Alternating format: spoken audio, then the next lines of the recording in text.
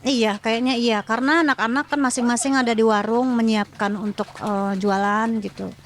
Jadi tenaga mereka memang porsinya di sana. Kalau di luar itu, ya seharusnya saya hire orang lagi misalnya, tapi ya udahlah selama saya masih bisa ya saya aja. Kalau gitu ya. Tadi juga lumayan harga juga kita bisa pakai nyari-nyariin marketingnya itu gara-gara melihat Postingan, ini. ya lihat postingan di Instagram gitu ya, mungkin salah satu dari banyak orang yang memang mengagumi almarhum gitu Mas, tiba-tiba bisa ketemu di sini, kita nggak janjian, nggak apa juga, ya pastinya kita senang, bangga sebagai keluarga gitu, melihat ternyata banyak orang yang sayang sama almarhum gitu Mas. Tapi mungkin bisa lagi puasa gitu ya. Kalau di Batam mungkin tahun lalu masih sempat menjalani sama-sama kan.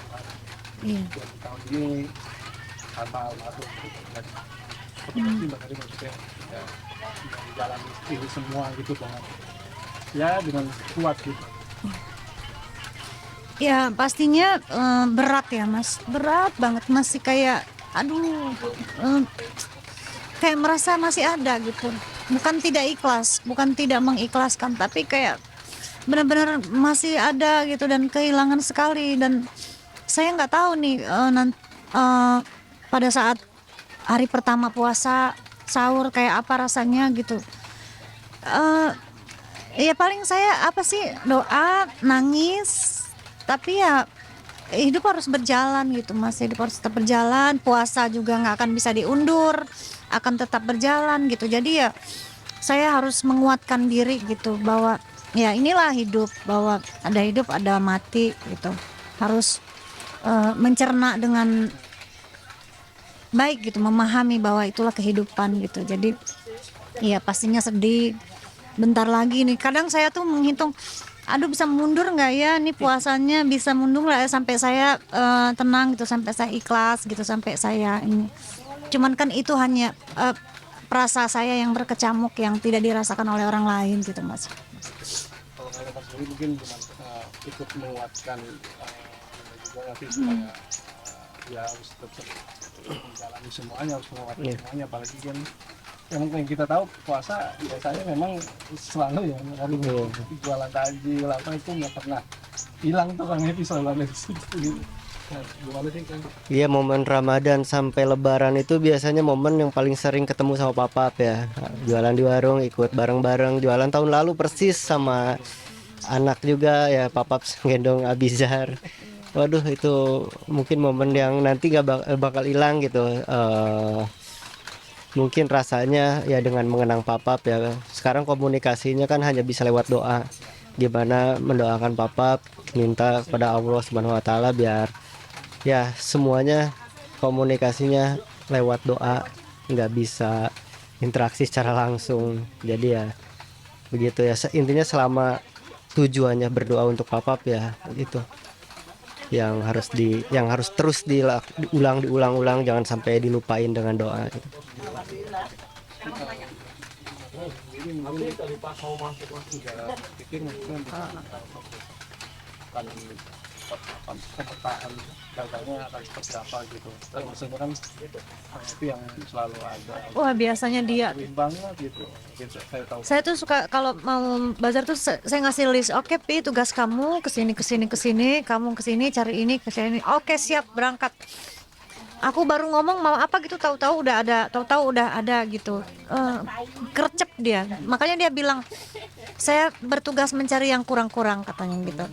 Jadi saya merasa kayak apa ya, kehilangan apa ya, teman partner gitu. Ada karyawan yang bisa ini, kadang kan canggung. Kalau kita kan karena sambil candaan gitu, tapi dia melakukannya tuh tulus gitu, langsung gercep gitu. Ke Q pun walaupun saya deket tuh harus ngerayu dulu, Q bikinin bunda ini dong, desain ini gitu. Ini nunggu mood dia dulu gitu. Kalau ini ya udah mungkin ke pasar saya bisa sendiri gitu. Biasanya sama almarhum sama Kang Epi. Kita kalau nggak ada motor atau apa, kita naik angkot. Udah sewa angkot aja Bun, biar simple bisa diangkut semuanya katanya gitu. Ya momen-momen itu sih Mas. Jadi besok kemungkinan ini datang sendiri untuk bisa belajar atau Iya, kayaknya iya. Karena anak-anak kan masing-masing ada di warung menyiapkan untuk jualan gitu. Jadi tenaga mereka memang porsinya di sana. Kalau di luar itu, ya seharusnya saya hire orang lagi misalnya. Tapi ya udahlah, selama saya masih bisa ya saya aja. Oke, berarti udah kebayang maksudnya nanti di Kalibata seperti apa, terus di Samarinda juga. Mm-mm, mm-mm. Kemarin saya udah ngebagi tugas. Di satu sisi di Kalibata udah banyak yang nungguin gitu. Dari tim panitia manajemen juga, ayo dateng ditungguin gitu. Media-media juga udah mulai rame tuh kayaknya mau liputan di sana. Terus di Samali juga saya kepikiran ini anak-anak gimana ninggalinnya, belum tahu nih karena baru pertama puasa gitu. Jadi saya akan jadi rutenya nih di Bunda, kan besok malam kan kita sahur nih kalau jadi kita puasa. Jadi Kamis malam jam 12 kita menuju ke sini ke makam, nanti sama Adi juga, Akodrat juga, sama karyawan-karyawan semua yang di Samali sama di Kalibata. Sahur di sini kita akan sahur di sini, sekalian ya ada perjalanan gitu. Saya udah nulis juga di sini ada berapa orang gitu. Q sini Q. Ada berapa orang yang di sini ya mau makan bareng-bareng aja Mas. Mau lesehan di sini bareng sama bapak-bapak yang ngurus makam di sini gitu. Terus habis itu pulang istirahat, mungkin pagi saya udah di Samali. Udah menghandle semua yang ada di Samali gitu. Habis itu jam 3 saya meluncur ke Kalibata. Nyiapin bazar yang di situ. Selesai buka puasa saya balik lagi ke Samali gitu. Habis dari Samali nutup, selesai saya ke makam lagi, rutinitas seperti biasa, pulang. Udah kebayang maksudnya itu akan aktif banget ya Pak? Iya, ya mudah-mudahan sehat, dikasih sehat gitu. Oke. Sendiri gimana sih mungkin melihat perjuangan Bunda yang luar biasa gitu untuk apa ya bisa dibilang meneruskan perjuangan Tapak juga ya. Gimana ya, yang penting sebenarnya Bunda sehat ya, Bunda kuat, Bunda sabar juga buat menjalani yang biasa dilakuin. Akhirnya ada perubahan, ada perbedaan lah sedikit, perbedaan yang harus ya akhirnya sampai Bunda lakuin sekarang gitu. Jadi ya selalu semangat. Ya semangat. Pokoknya kalau udah ngedown kan Bunda juga sempat suka cerita lagi kalau lagi kangen rindu ngedown gimana ini. Oh ya, berarti selama masih ada semangat papap ya, itu yang harus dijaga. Soalnya kan ya banyak netizen tuh suka komen ke Bunda di DM. Gitu dong, akur sama anak-anaknya almarhum, sama anaknya Kang Epi. Saya bingung, emang kita kenapa gitu. Semoga kayak gini terus ya katanya loh. Emang makanya bingung sama netizen yang ngomong kayak gitu. Oke, tapi Bunda sendiri gimana nih? Kita kebayang dong Bunda peluang luar biasa besok ini harus bolak-balik dari Kalibata Samali ke sini yang otomatis ini mungkin gimana tuh bisa nggak ngimbangin Bunda? Harus nemenin Bunda juga ya. Pasti coba nemenin terus, soalnya waktu itu lagi di mobil denger Bunda pagi ke sini, malam ke makam. Itu aja udah capek banget dengernya. Baru dengernya ya? Baru dengernya aja udah capek banget, apalagi nanti harus nemenin. Tapi nggak apa-apa. Selama tentang papi aku ikut aja. Tapi semangatnya Bunda patut ditiru dong Kiw ya. Ya. Tapi Kiw sendiri gimana mungkin ya kayak juga kayak Bunda semangatnya gitu, nggak pernah luntur gitu, bahkan tetap kerja tetap apa segala macam gitu. aku belum bisa sesemangat bunda sih kayaknya. eh Paling ya aku semangat, tapi dalam hitungan jam ntar aduh capek, istirahat dulu. Kalau bunda nggak ada istirahatnya kalau misalnya udah kerja tuh. Heeh. Tapi Kio sendiri nggak kebayang ya, Kio besok mau ngendel apa nih? Atau mungkin udah ditugasin juga sama bunda, kamu di Samali aja misalnya aja atau gimana? Aku sama bunda aja sih, kemana bunda ikut. Tapi kalau misalnya nanti kata bunda kalau jualan di bazar, aku yang bagian apa namanya, ngambilin plastikin makanannya aja. Soalnya aku nggak bisa ngitung harga kan. Jadi udah dapat tugas ya bunda. Ya, Oke, nah, terakhir mungkin doanya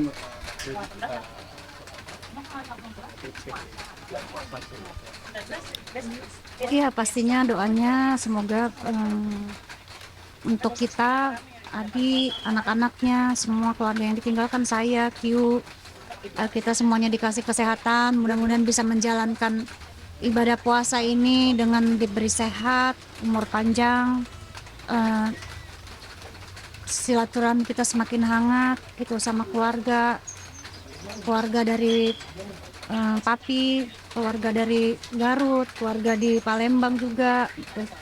Terus harapannya buat papi, mudah-mudahan papi selalu, harapan kita ingin papi ditempatkan di surga yang paling indah, ditempatkan di tempat yang istimewa di sisi Allah Subhanahu wa taala.